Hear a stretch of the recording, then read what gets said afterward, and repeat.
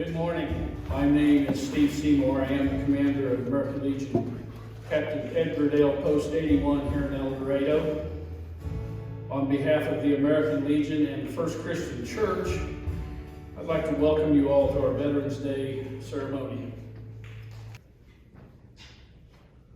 Today is a day to honor all of the men and women who have served in the U.S. military. There are still approximately 19 million U.S. veterans who are still living today, and millions more who have preceded us since the American Revolution. Veterans are a diverse group represented by men and women of every economic, ethnic, and religious background. They come from every state and territory, but are bound by one common commitment: to defend this country we call America with their life if so called upon. Lieutenant Colonel Jeffrey Schmidt.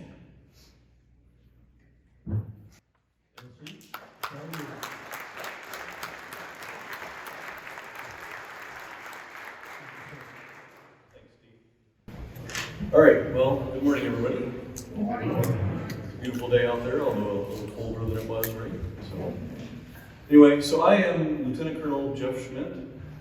I'm a Kansas Air National Guardsman. I'm currently assigned to the 184th Wing Civil Engineer Squadron at McConnell Air Force Base, Kansas. Anyway, I had thought about reading my bio at this time, but it's rather long. So I'm going to summarize it like this. So yesterday, I completed my 40th year with the Kansas Air National Guard.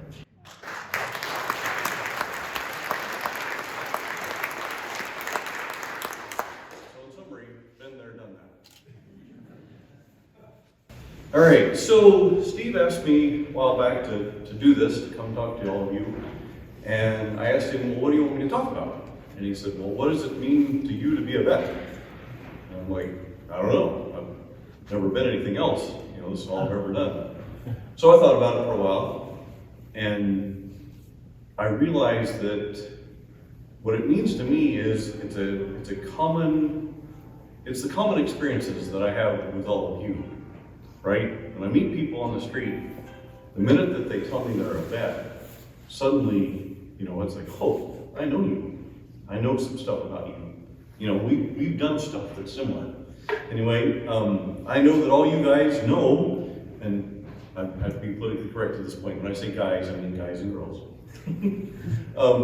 I know that you all know what it's like to have somebody this close to your face yelling at you as loud as they can, right?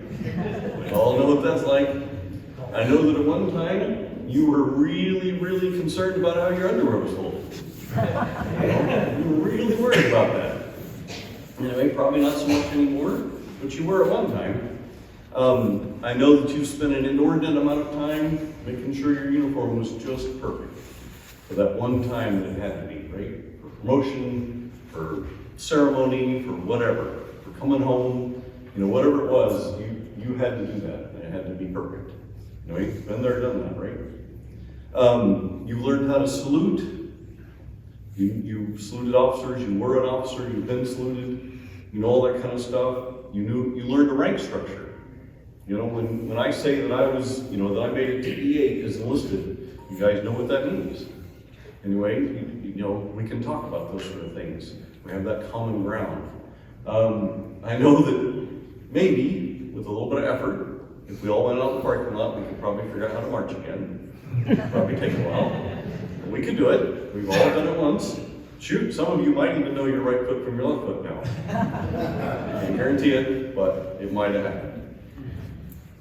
I know also that you've probably gone in an inordinate amount of training for some job that you've probably never done since you left the military.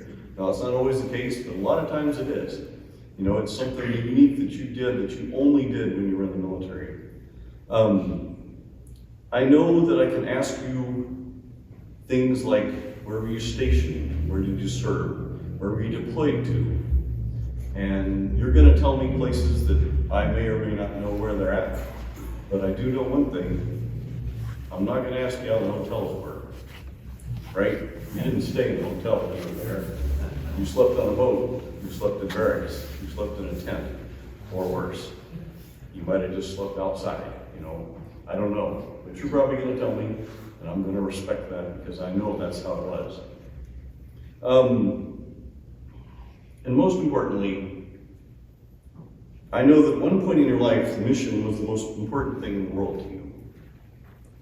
Getting it done at all costs, up to and possibly giving your life, was a very real thing. This is a concept that I can't talk to civilians about, right? And it's not that they don't want to understand, because they do, and they try. But you had to be there. I also see in your eyes, you know, as we talk, you have that inherent gratefulness that it wasn't us that the mission required. We were the lucky ones. We got off, we were able to come home. Then there's always that little period, sometimes it happens, sometimes it doesn't, where you get pretty quiet, and I know probably not to ask too many questions. As you're thinking about those guys and gals, brothers in arms that didn't come back, ones that didn't make it, the ones that the mission required their last full measure of devotion, and that they aren't here with us today. And I don't know you, and I don't know them, but I know that feeling. And that's what we share as veterans. And so it's those common experiences, it's those things that we can talk about, that only we can talk about, that's what it means to be a vet to me. And so anyway, so that's what I had to say for today. And thanks, Steve, for inviting me. I appreciate this. These common experiences are what bind us together, what hold us together. All right, thanks, everybody.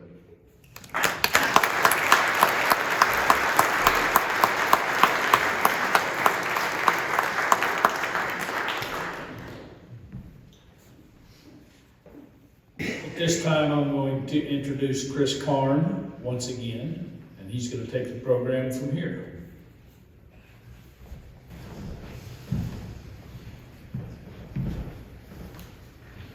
Good morning, everyone. Good morning. It's always an honor to come and present the Veteran of the Year on behalf of Carlson and Prigmore's Funeral Home and the entire community. The Veteran of the Year is a very special award. I think it recognizes not only a veteran, but a member of the community that has given back and has continued to give back in so many different ways. This gentleman enlisted in the Navy Air Corps after Pearl Harbor with a stipulation to be able to finish high school. He graduated in 1944 and departed for basic, pre-flight, and then flight school training. When the war ended in 1945, he proceeded to Kansas State University on a GI Bill, living in veterans housing with no running water or electricity, studying architecture. After a 2-year stint in Salt Lake City, this individual returned to El Dorado in 1952 to start a practice. The results of that practice can be seen everywhere you look in El Dorado. Over the years, this individual has been civically involved in the JCs, serving in all capacities in Rotary, served on city committees and commissions, a member of the Methodist Church, a Boy Scout leader, a coach, and held various positions on advisory boards. He was one of the original members of the Red Devils Cooking Group. And lastly, in 2018, he was inducted into the Masters Racquetball International Hall of Fame. Ladies and gentlemen, it is my privilege and honor to present the 2022 Veteran of the Year Award to John Prigmore.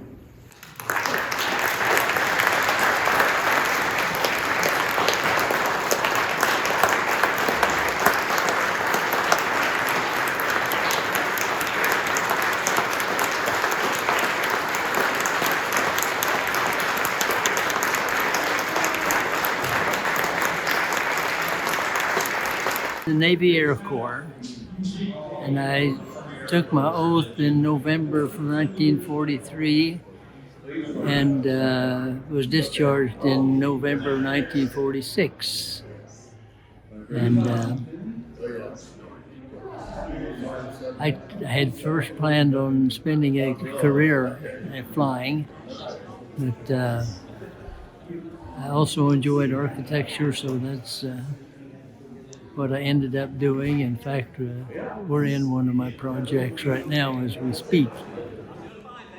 It really caught me flat-footed. It seemed like I lived what I thought to be just a standard life and giving to the community and receiving from the community. And so that's what why I was so speechless.